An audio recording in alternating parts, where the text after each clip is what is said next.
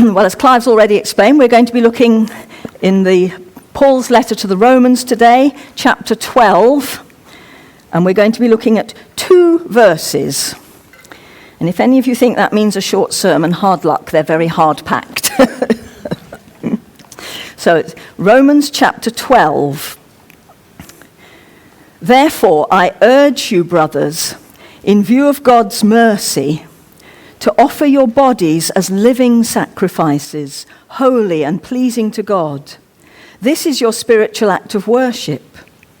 Do not conform any longer to the pattern of this world, but be transformed by the renewing of your mind. Then you will be able to test and approve what God's will is, his good, pleasing, and perfect will. Now, does anyone remember what the first word was? Therefore. In other words, there's been a whole lot of stuff that has gone before. In the first 11 chapters of Romans, we have been hearing a great deal about God's intervention and what Jesus has done to put right the world that has gone so drastically wrong as a result of rebelling against its maker. And we have seen how in spite of the fact that we were so helpless because we were so impacted by all this, Jesus has actually done everything necessary to bring us back into relationship with God, to renew that which was spoiled and broken. And it's all the way through about God's mercy, God's grace. And belonging to God's family, coming into his kingdom, has nothing whatsoever to do with anything we achieve by ourselves. We can't do it. And so Paul has been extolling the grace and mercy of God up to this point. And we've found the solid ground we're standing on. I can be totally secure because I can never do anything to spoil what Jesus has done. I can stand solid and secure, knowing that I belong to God and that his purpose is going to be worked out in my life. And that's the point. So having been talking about God's grace, God's free gift, he then says, therefore, what I want you to do, he says, in view of all God's mercy, offer your bodies as living sacrifices, holy and pleasing to God. This is your spiritual act of worship. So up till now, we've been hearing about what has been given for us. Now we come to the switch around point, where we start to talk about how we respond to that. God has intervened to deal with the problem, but now we're going on to why he has done this, what it is he wants from us. And it's very interesting. It's first and foremost, it's to live a life of worship. That is what life is about. Now, I wonder what you think of when you think of the word worship. I'm not talking about being able to sing for 2 hours solidly and play a guitar. Now, obviously, singing is a way of praising and worshipping God, but that is not the definition of worship. Nor is it about getting a whole new set of rules and sort of implementing them and trying to keep them in spite of everything. That is part of worship, offering yourself, serving him. Yes, serving is worship. And of course, to the people to whom Paul is speaking, in the culture of the 1st century AD we're talking about here, for people going to worship, whether they were Jewish people going to the temple in Jerusalem, or whether they were Gentiles going to all sorts of pagan temples with weird and wonderful idols at the center of them, what the main aspect of worship there was sacrifices. And of course, sacrifices were killed. They were animals who were killed. Their blood was shed. But now Paul is saying, after that one perfect sacrifice that Jesus has made, all that is now redundant, unnecessary, finished with. But there's still a sacrifice to be made, but this time it's a living sacrifice. When you laid the animal on the altar and killed it, it didn't have any choice about staying there. But here he's saying, offer your bodies. And that's not just your physical being, it's the whole of you. When you give your body to somebody, you're giving your very self to them. So here we are saying, offer yourselves as a living sacrifice. This sacrifice is not dead. This sacrifice has to make a choice about staying on that altar. Because actually this is about a sacrifice that's going to be lived out. You're not going to be dead. So, and Paul says this, now in the New International Version, which I was reading, it says this is your spiritual act of worship. The word that's translated there as spiritual, in other translations you'll find it's your reasonable worship or your logical worship. The last one is quite a good one because the Greek word used is logiken, which is actually all about your mind, your thinking, your rationality. In other words, it's deliberate, it's intentional. And what he's saying is that in view of all that God has done for us, the only rational, sensible, obviously sane answer is to offer ourselves back to him in order to fulfill the purpose for which he saved us. And it's not just about coming to church on Sunday. Obviously, that's one of the things we do. We gather together. We gather together to praise God, to thank him, to learn from him. But it's not just about what you do on a Sunday. See, on a Sunday, the amount of time you spend here on a Sunday morning, especially if you're not somebody that comes every single week, if you put that in terms of the number of hours in your year, it's a very small percentage. But actually, the life of worship that God has called us to is something that occupies every minute of every hour of every day of every week of every month of every year of our lives. That's when we're supposed to be worshipping. And as I say, it doesn't mean that you spend all your time on your knees praying or at your guitar singing, although those will be part of the overall process. But this is the thing, the living sacrifice has to stay on the altar, and every day has to make that choice again. I will stay here. I will offer myself for the purpose of God. And why? What is the point of it all? What is the aim of this sacrifice?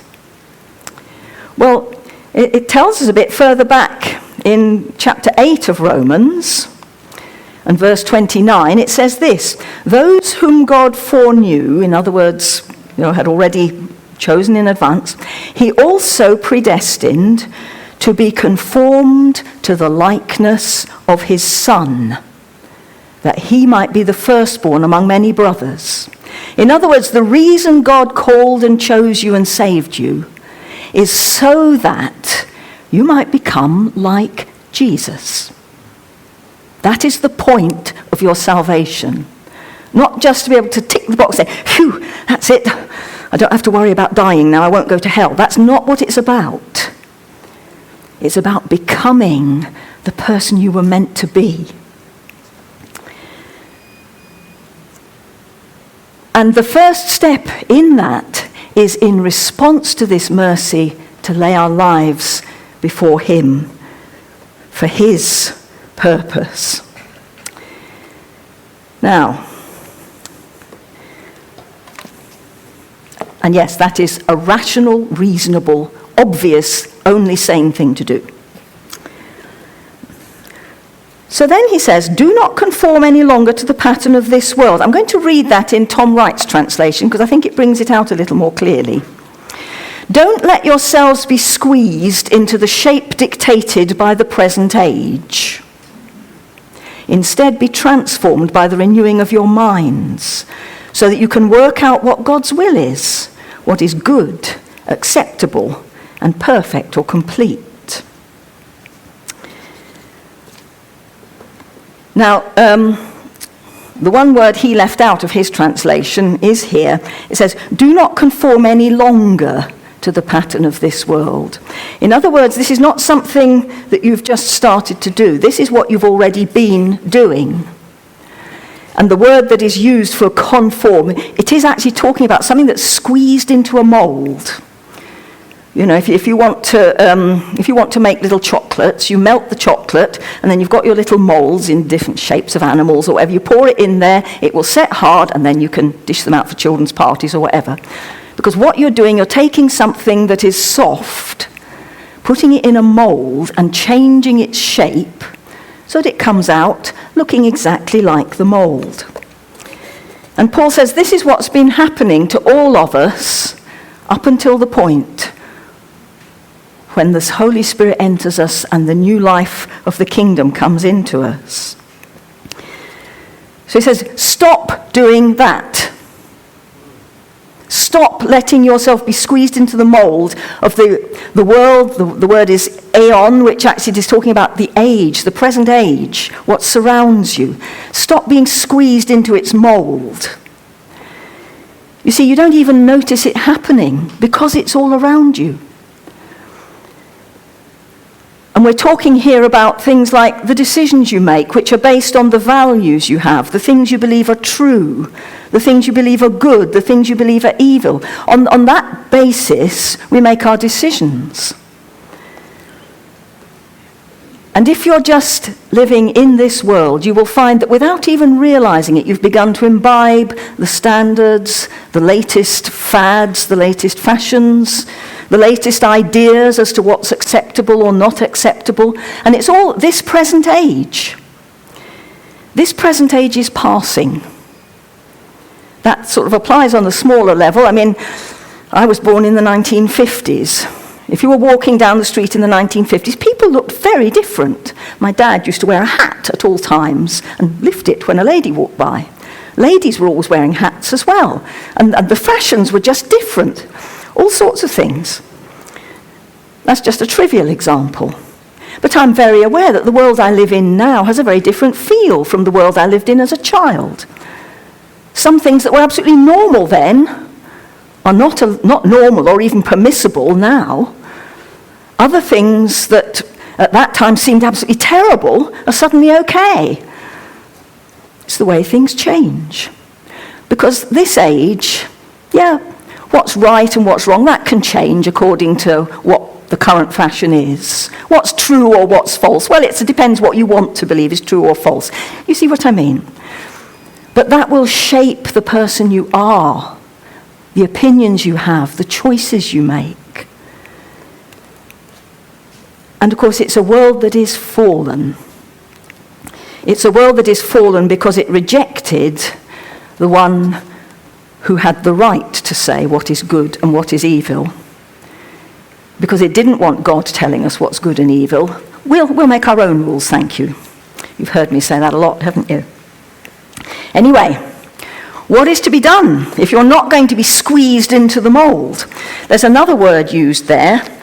Be transformed by the renewing of your mind. Now, the little illustration Clive was doing earlier with, making butterflies on these pieces of paper, that helps us to understand what's being said here. This is not squeezing the outward shape into something a bit different. This is actually changing the basic inside essence. And the change comes from the inside out. The Greek word is the one from which we get the word metamorphosis. And if you're at all into biology, you'll know that that's what happens to maggots, bugs, larvae, caterpillars, when they go into the pupa or the cocoon or whatever else you want to call it. When they come out, they look entirely different. And it isn't because while in the pupa, they sort of stuck on some wings or they kind of rearranged their bodies a bit to look different. They metamorphosized. It's a complete change. It's the only time I ever got anywhere near dissecting anything when I was at school. I didn't fancy, frogs, rats, none of that sort of stuff. But I do remember when it was early in my biology education, the teacher brought in a whole load of housefly pupae, these little round, hard brown things, and we were all given one. And we were supposed to sort of open it, and sort of see what's going on inside. We were given a pin. I stuck my pin in, and this yucky, yellowy goo squirted out. And I thought, that was revolting. And I didn't go any further. The point is, though, when the bug, when the little larva went in there, the little maggot went in there, it wasn't liquid goo. It was a little wriggly thing that could crawl about and that had been eating for a long time. But once it was in the pupa, everything was broken down and changed. And then what comes out is a whole new creature. It is the same bug, but suddenly this beautiful butterfly with all its glorious wings and all its new possibilities is there. That is what metamorphosis means, and that is the word that is translated transformation. It's much more radical than just sort of squashing the same old stuff into a slightly different shape. And this present world shapes your outer being, but God wants to change your inner being, and from that will come something totally different. So, the other place in the scriptures where that word metamorphosis, or it's the original Greek word, is mentioned, is on an occasion when Jesus went up a mountain with 3 of his disciples. And while he was up there, they said his appearance changed. He was transfigured. And suddenly his face was shining, and they began to get a little glimpse of the real Jesus, the one he always had been, who was there, made flesh, walking among them, looking like the carpenter from Nazareth that he was. And yet inside there was something so much more, and they got a little glimpse of the being inside that. And if you read the book of Daniel, it tells you that after the resurrection, that this is the very end bit of Daniel, that after the resurrection, God's people will shine like the stars forever and ever, because what is on the inside is coming out. See, when you become a Christian, when you surrender yourself to Jesus and receive what he's done for you, you become a new person. There's a new life begins in you. And actually, that caterpillar, that larva, it is that same being, only it's being changed into something much more glorious than what it started off. And so that life within you, God is working to transform you. And this is where we also just have to remember that it is a command. Do not be conformed any longer to this world. That is a command. But be transformed by the renewing of your mind. That is also a command. But you'll notice, if you're at all into grammar, the verb is in the passive voice. In other words, it's not something you do, it is something that is done to you. You'll get squeezed into this world's mold without even knowing it. And when it comes to the being transformed, having our minds renewed so that we begin to think differently, that is something that God does by his Holy Spirit. It's not something, that we just sort of get a new set of rules and grit our teeth and try our level best to be different. No, actually, I am different. And as I begin to allow that life in me, as I feed on that life of Jesus, he says, that's why we have communion as our sort of central worship act. It's because actually it's reminding us the source of our life is Jesus. That's the food that we take into ourselves. When we're feeding on his word, when we're with him, we begin to change. Because your food makes your body grow. And I don't look like I did 73 years ago. Not all the changes have been for the better, but perhaps some have. I can do a few things that I couldn't do when I was first born. But this is the thing, we change as we're living and growing, living sacrifices, allowing God to transform us from inside. And what is it he's transforming? The word is mind. Now, we're not talking here about how clever you are or your ability to do maths or, your ability to paint pictures or whatever. We're talking here about how you look at the world. The whole sort of frame through which you view things. It's about your values, your moral judgments, the things that you think are good or the things that you love or the things that you hate. And again, that little exercise we did earlier, we're talking about actually those things do change. And some of them need to change. You need to start valuing things that before you really didn't think were important at all. And you need to stop being enslaved by things which are damaging you.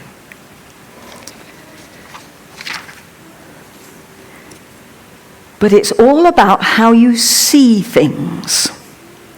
It's what you're looking at. What are we focusing on?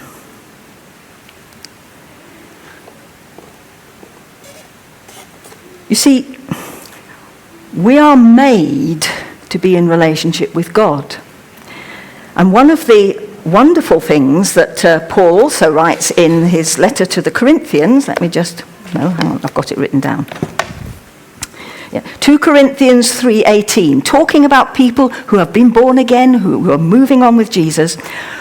We who with unveiled faces all reflect the Lord's glory are being transformed into his likeness with ever-increasing glory, which comes from the Lord who is the Spirit.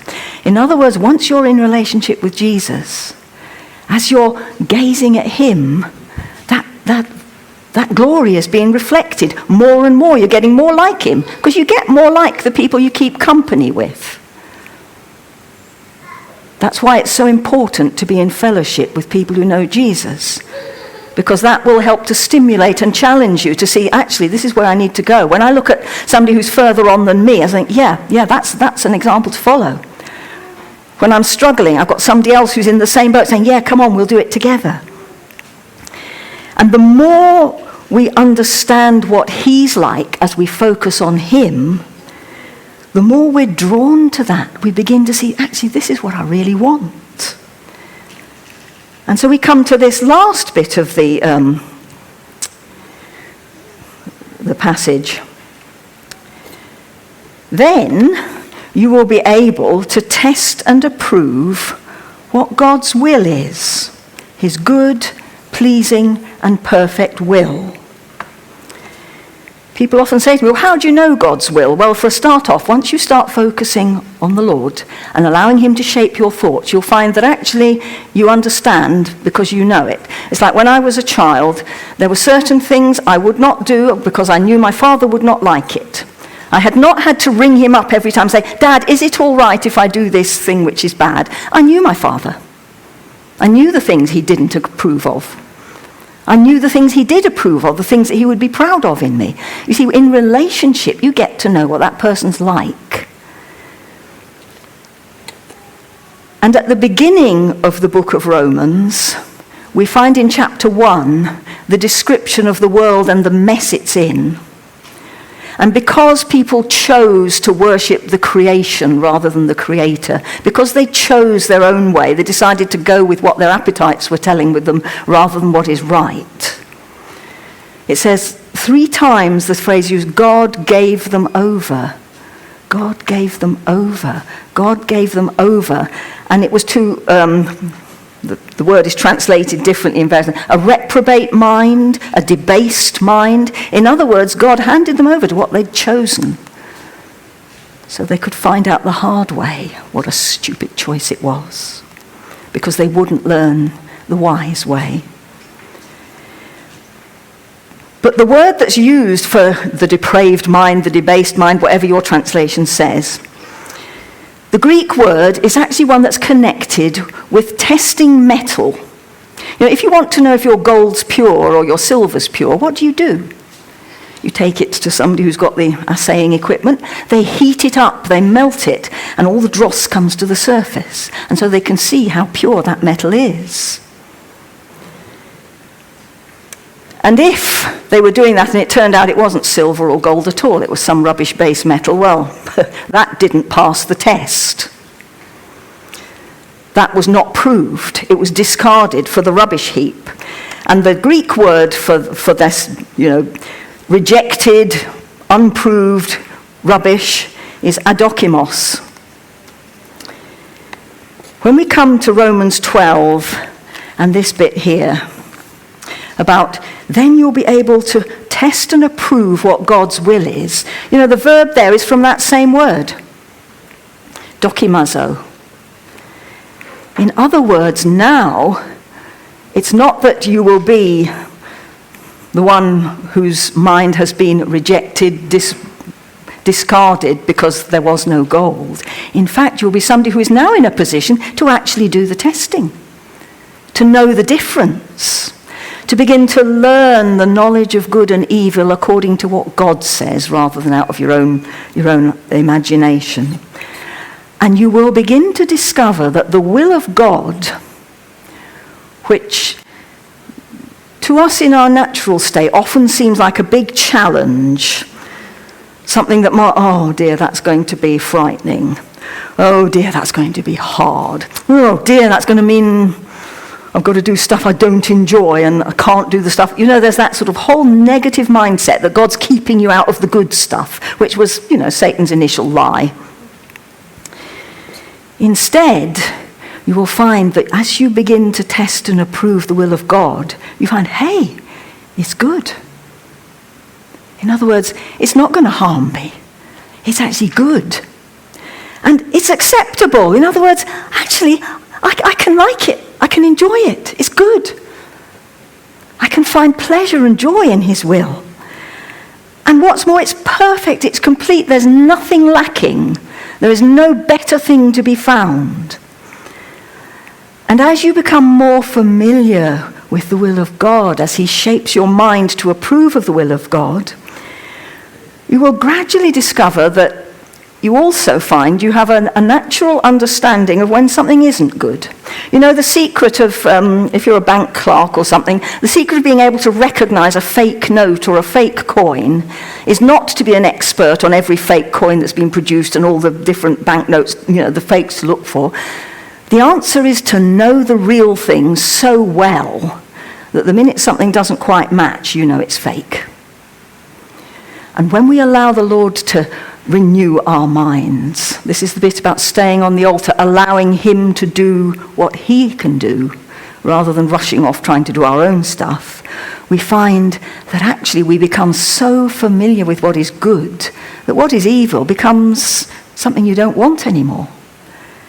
And it becomes perfect. His will becomes our will because we see this is pure gold. And this also is a gift, but it's something he does in us day by day, hour by hour, as we submit to him, allow him to continue his work in us that he's begun. Because as it says in his word, he who began a good work in you will continue to perform it until the day of Jesus Christ.